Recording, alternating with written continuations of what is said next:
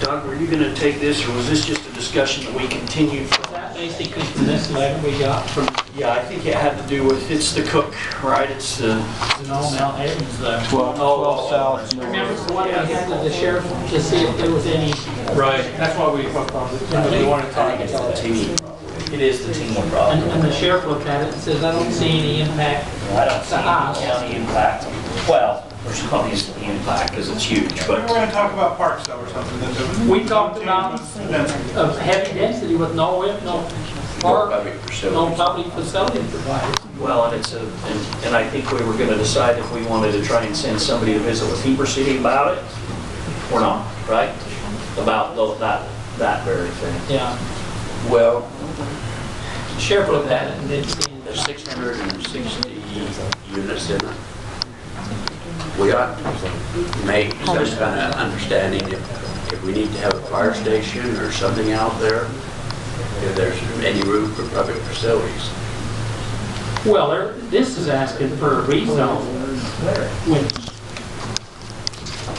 public hearing to consider a request for Millhaven, and it gives the address, Brian's got some information on my... for a zone map amendment. You want to go from RA1 residential to R3, which probably increases the density. Mr. Ball, did you have a comment, please? I might. I'm actually representing the, I just saw this on the council, so this is kind of impromptu on the agenda. But I did have my office bring over, and I don't have enough of them. If you guys want to, Can you put mine on the overhead? and then, yeah, we can put it on the overhead, and then you guys can share these copies. I pushed buttons the other day that came on. No idea what it did. I didn't push the one that said. This might be a simple just clarification on what's being proposed as a function of this zone change. So the current zoning on this property is R1. I'll wait for a second. R1 and land PCNU. No, it is R1. Every bit of it? So let me clarify that. Let me talk about that. This property has got basically this property is not the Tingy property. It is the property that was owned by the Baxters. The Tingy property actually is to the west of this. That currently is going through a PCMU zone change or a master plan process. So is there team property on the west and the south? So there are two strips of team property that cut through this property. Well, there's actually a little piece on the south, so right here off the bottom, this is a piece that team owns that is incorporated in their master plan. There's also the south portion that's in the gray and white. Yeah, exactly. That's exactly right. There's also a piece of Tingy that cuts right through this property that the Baxters had sold to Tingy specifically for a road access, so the Tingies could control their destiny when it came to access into their property. We turn that around too, so there's anyway. Well, it's heading north is looking off to our right here. That's 1200. Yeah, Mill Road Okay, is right down here on the south boundary. 1200 South is up over here. So there is an agreement that is just waiting execution between the two property owners to actually deed that strip to this project.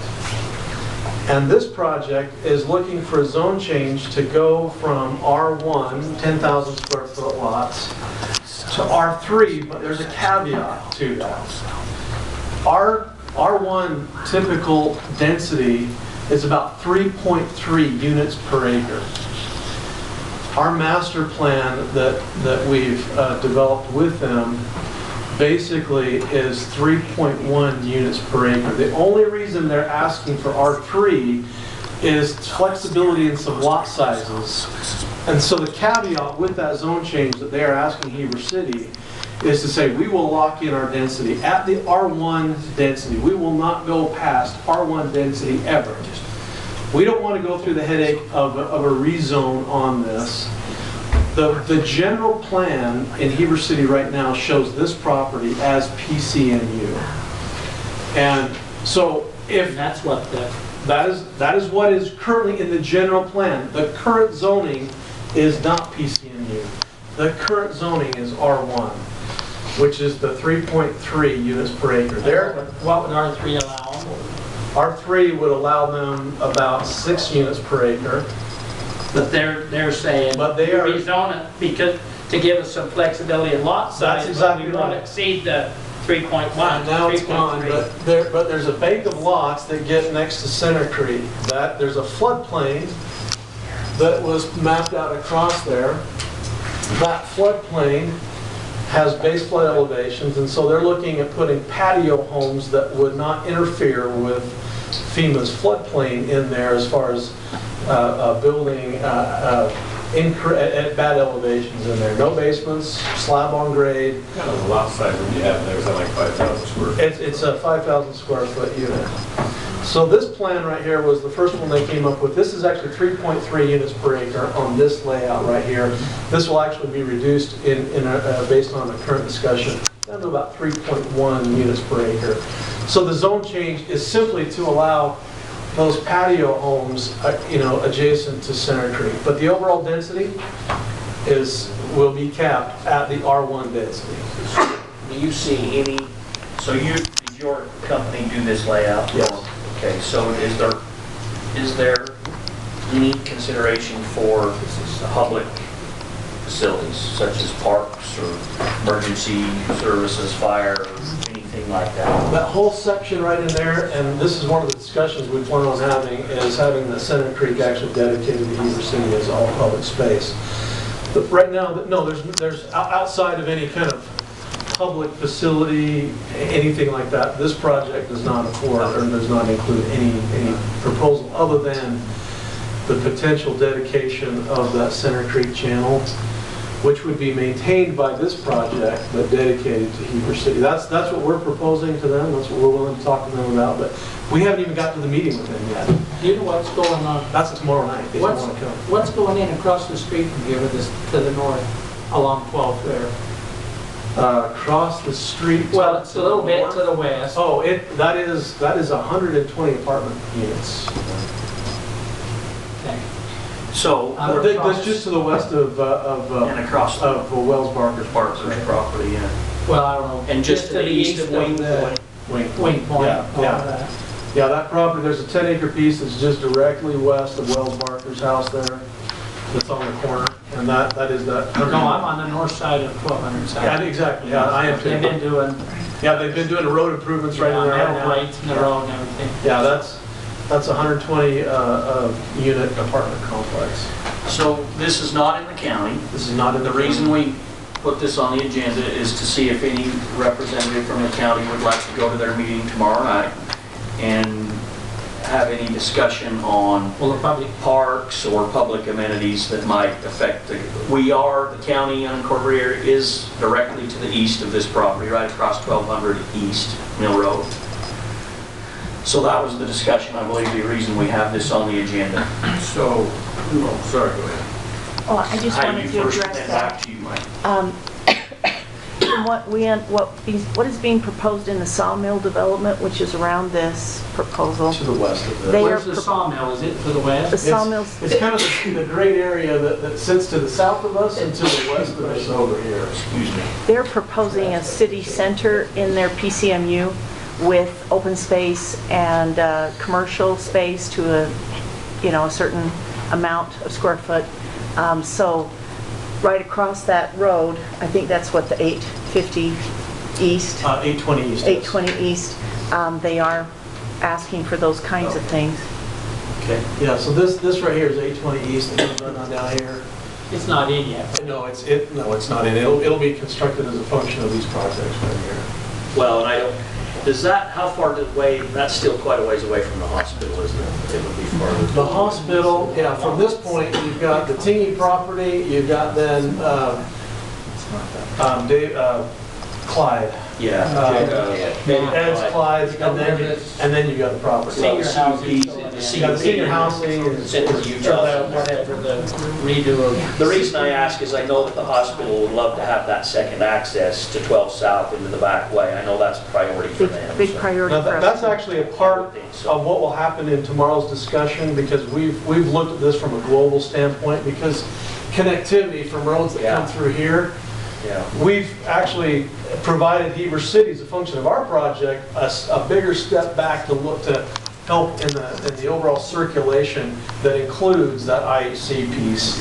And they've got kind of a campus idea that they would like to take. Well, it's certainly, as we see 12 South in the morning now, when high school and the school and everything's going in there, you add 600 more units in there and that place becomes unbelievable. Yeah, so congestion. we wanted just to make sure that everybody understood that our density, even though the general plan shows this as PCMU, and if we were to go back in time and say how many times has the Planning Commission and City Council, if a petitioner wanted to change their zone to be consistent with the general plan, how many times has that not happened?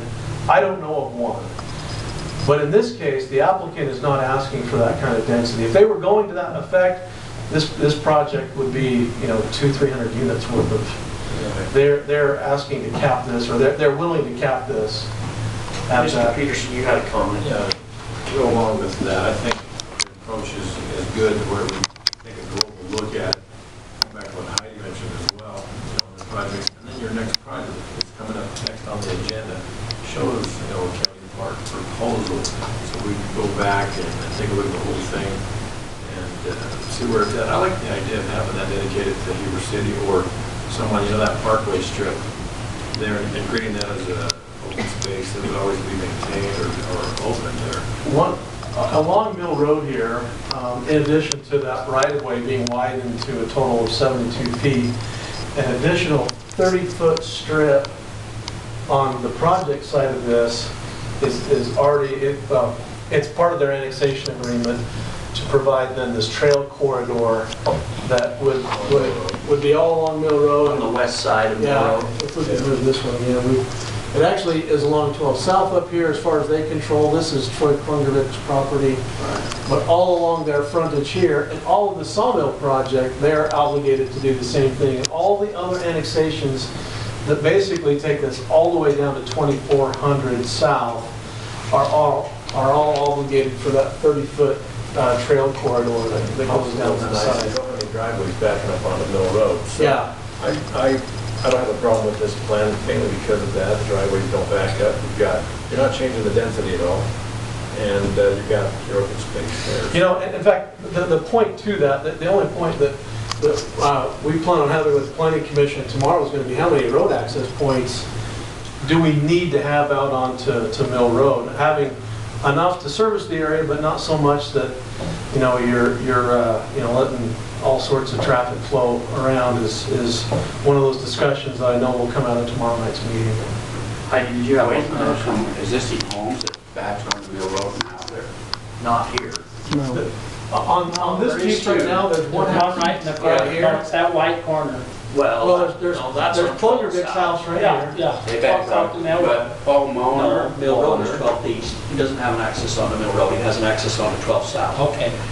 But he But he borders the borders. place where Kent Davis lives. But he Yes, borders that goes on Mill Road. Yep, that comes out on Mill Road. Klungervich goes out this way with his properties that way right It's there. all south. And other than where Kent Davis lives, there's no other homes along that side right there. On that side. On that side. The other side, there There's a maybe, 8 to 10 on the east side of Mill Road right there. So do any of these driveways or any of these streets line up with any of those on the east side of the road? You can actually see driveways right here. Okay. So this is a road that ultimately has been requested by Heber City staff. Sawmill has there's another master plan road right here that actually, it needs to shift a little bit, and then it lines up with Hidden Valley, or Hidden Creek Drive, which is the half section line, which our feeling honestly is, do we really even need to have this connection out? Can we take this out? Can this actually come over and access here so we would have, What does that do to those lots that are down both sides of that road? if you take it out. Yeah, this one right here? Yeah. Nothing. Just doesn't go to, Oh, you just take that little section Yeah, out? I just turned that over right there and nothing, those lots are Just this little piece here you're taking out? Yeah, it'd just be that connection right there, and let the road actually connect through here and then back this way. So the real bigger point is, that would be a connection adjacent to Hidden Court, whatever. Then there would be 2 other connections before you then got to here. This way you'd have 4 connections, and the question is going to be, how many do we ultimately need to do? How is your distance between there and 1200 south and out? These right here, that's about 700 to 800 feet right there.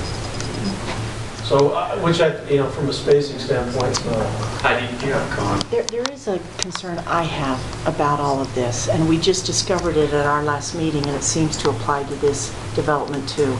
When the development agreement was given for this annexation piece, yes, the 30-foot buffer was put in there with a trail, but there was also in the agreement that all of the homes on the Mill Road side would be R1, okay, big lots, biggest lots. But now with the bonus densities that are coming into play with the PCMU, you can see that some of those lots are quite smaller compared to the large lots. This is something that we're going to follow through with staff. That development agreement said R1 all the way down Mill Road and not smaller lots. You're saying even all though the way they're down this side? all the way down that side was supposed to be R1. That's in the development agreement. But now with bonus densities in the PCMU, they're saying, oh, we're going to scrunch it down on those lots. So I'm going to propose to the city council, I won't be able to go to the planning commission tomorrow night, maybe one of you can remind them that the development agreement was R1 all along Mill Road, irregardless of these bonus densities that are now scrunching these lots that are on R1, on Mill Road, because Well, I guess if they we were say trying that- to protect the county rural side and have somewhat of a blending there to not have the highest density lots right on Mill Road. Now, are you The talking about transition that we want. Sawmill, or are you talking, I mean, these are all Yes, R1 lots right there. but look at the end where you're getting those high density Those- lots on your end, and those also, they're right on Mill Road after the buffer, and the development agreement said all along Mill Road.